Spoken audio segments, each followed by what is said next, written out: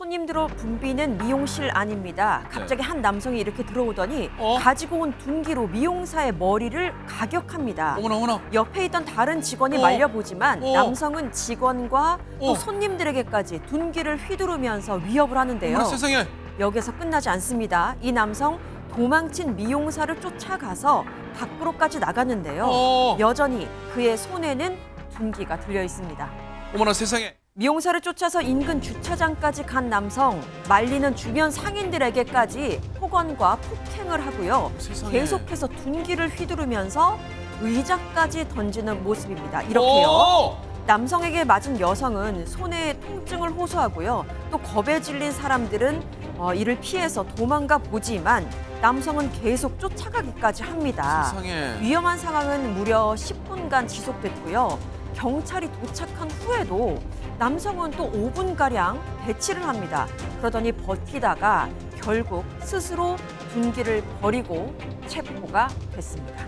미용실에서 그냥 뭐 평화로운 어느 하루의 일상이잖아요. 그렇죠. 그냥 머리하고 있었는데 갑자기 어떤 남자가 들어와서 둔기를 휘두른 거예요. 세상에. 너무나 무서웠을 것 어머나, 같은데 세상에. 바로 지난 7일 오후 7시 7분경에 울산 남구의 한 미용실에서 벌어진 사건입니다. 어머나. 저 남성이 비닐봉지에 30cm 정도의 둔기를 들고 미용실에 들어가서 다짜고짜 저렇게 여성 미용사를 공격을 한 거예요. 세상에. 그리고 나서 다른 사람들이 말리니까 다른 사람들하고도 막 위협을 하더니 그 미용사가 밖으로 도망가니까 밖으로까지 쫓아 나와서 말리는 사람들을 또 추가로 폭행을 했다고 하는 겁니다. 그래서 저 여성 미용사하고 주변에 말리던 그 다른 시민들, 상인들 해서 총 5명이 이제 부상을 입었는데 어머나. 다행히 최초의 공격을 당했던 미용사 여성은 큰 부상은 아닌데 천만다행이네요. 근데 말리던 다른 그 시민 중에 한 명이 수술을 해야 했을 정도로 큰 부상을 입었다고 어머나 합니다. 세상에. 이 몹쓸 인간하고는 대체 무슨 관계인 거, 무슨 억하심령이 저 미용사분한테 있던 거예요?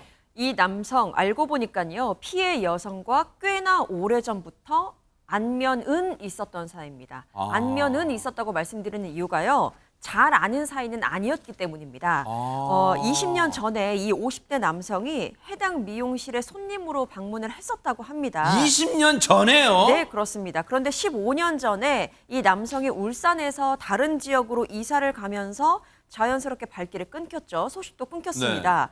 그런데 석 달 전에 갑자기 미용실 인근에 등장을 해서 갑자기 찾아오거나 아니면 지속적으로 연락을 하면서 피해 여성에게 술 마시자고 권유를 했다고 합니다. 어머나. 그러니까 사건 당일에도 여전히 전화를 하면서 술 마시자고 했고 여성이 안 된다, 오늘 약속이 있다, 이러시면 곤란하다라고 이야기를 했더니 약속 없는 거 다 안다, 왜 거짓말을 하느냐면서 무려 전화를 24통이나 걸었습니다. 어머나 제정신이에요 이 남성? 그리고는 술 마시고 결국 찾아와서 이렇게 난동을 부린 겁니다. 어머나.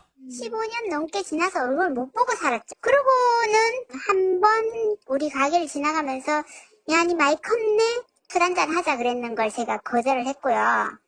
엄청 친한 척 얘기를 해서 제가 누구신데요? 그러니까 나를 모른단 말이야? 너무 섭하다면서 이러는 거예요.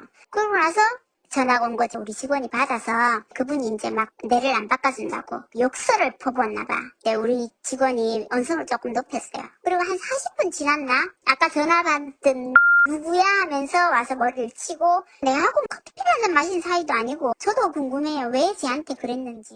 안면만 있는 사이입니다. 그러니까 다시 표현하면 아무 사이도 아니라는 거죠. 아하. 그냥 지나가다가 스쳐 지나가는 사람과 뭐 별 차이가 없습니다. 네. 15년 전에 한 번 왔다고 해서 네. 자신과 술을 마셔야 되나요? 그건 불가능하지요. 그러니까 정중하게 한번 거절을 했는데 이렇게 쳐들어와서 폭행을 했습니다. 네. 결국은 이 사람의 말에 단초가 있어요. 나를 무시하는 것 같아서 그랬다 이렇게 표현합니다. 아하. 즉 무슨 뜻이냐면 이 사람은 지금 자존감이 굉장히 낮은 사람이에요. 그래서 세상이 다 나를 무시하는 것 같아요. 그런데 한 여성을 지금 선택을 해서 나를 무시하고 있지 하면서 지금 폭행을 가한 겁니다. 결국은 자존감이 낮은 게 어떤 의미냐? 내가 나를 사랑하지 않고 내가 나를 무시하는 거예요. 그러니까 남도 나를 무시한다고 생각을 하고 저렇게 폭행을 아무렇게나 하는 것이죠. 결국은 죄값을 치러야 되겠지만 네.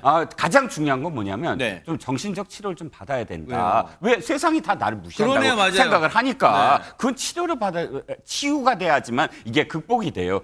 또다시 이런 어떤 행동을 되풀이하면서 왜 날 무시하냐? 왜 날 무시하냐? 이걸 되풀이할 사람으로 보입니다. 네.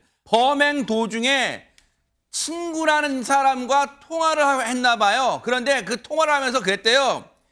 나 오늘 감옥 갈 거다. 아이고 손정혜 변호사님, 이 몹쓸 인간 소원 성취하게 해줘야 되는 거 아니에요? 네, 그렇습니다. 실제 구속된 상황이고 특수상해죄가 적용되어 있다고 하는데요. 다만 50대 남성이 우발적으로 범행을 했다고는 하지만 미리 이제 둔기라는 흉기를 챙겨 온전, 그리고 지속적으로 계속 쫓아가면서 수차례 가격을 하고 다른 사람까지 피해를 야기하고 도중에 친구한테도 나 감옥 갈 거야 라고 말한 점에 비춰봐서는 계획적인 범행이 아닌가라는 점을 이제 집중적으로 조사해야 되지 않을까 생각이 들고요. 특히 머리라는 곳은 치명적인 곳인데 이런 둔기로 수차례 내려쳤다라고 한다면 사실 목숨의 위협이 있을 수도 있겠죠. 네. 제명도 특수상해가 아니라 살인 미수로 다시 적극적으로 검토해야 되는 사안이 아닐까 합니다. 그래요.